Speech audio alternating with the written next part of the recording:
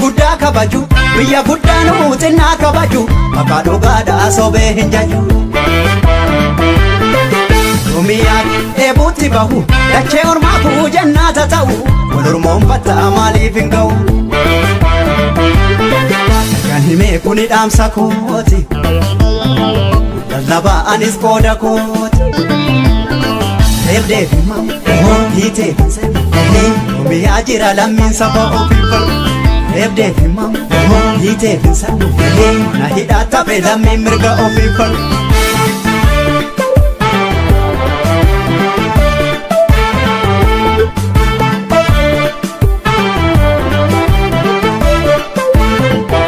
Dhugaan nama sakaala koodeen qaba halaala.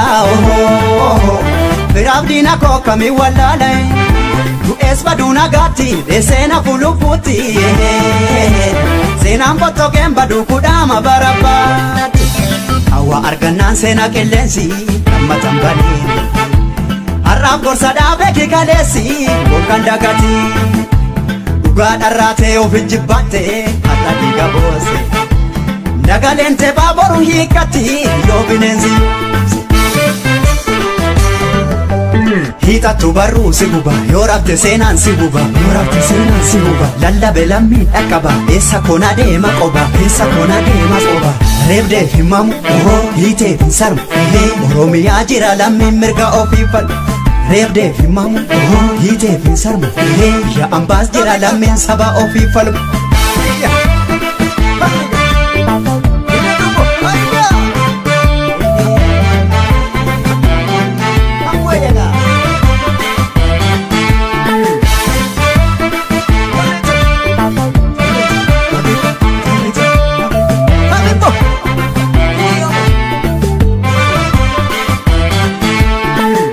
Xinnaa guddaa kabaju biyya guddaan xinnaa kabaju maqaa dhugaadhaa sobee hin jaju.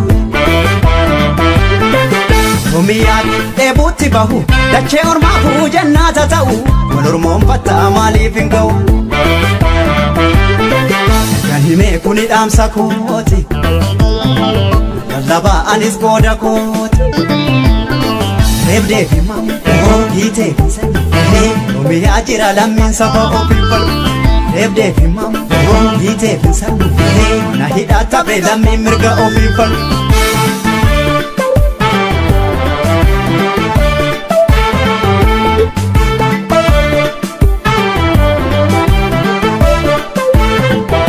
Dhugaan nama sakaala koodeen qaba halaala.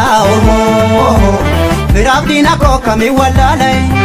Du'ees baduu nagaatti deesseena fulufuutti. Seenaan bottokeen baduu kudhaama barabbaatti. Hawwa argannaan seenaa qilleensi gammatan banii. Har'aaf gorsa dhaabee kikaleessi bolkan dagati.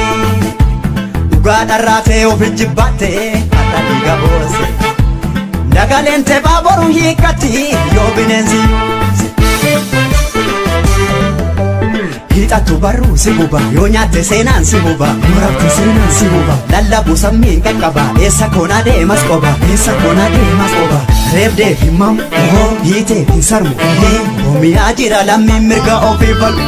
Reebdeef himamu hiiteef hin sarmu na hidhaa taphee lammiin haqa ofii falmu. Reebdeef himamu hiiteef hin sarmu ona amboo jira lammiin biyya ofii falmu. Reebdeef himamu hiiteef hin sarmu Oromiyaa taphee lammiin haqa ofii falmu. Reebdeef himamu hiiteef hin sarmu ona amboo jira lammiin biyya.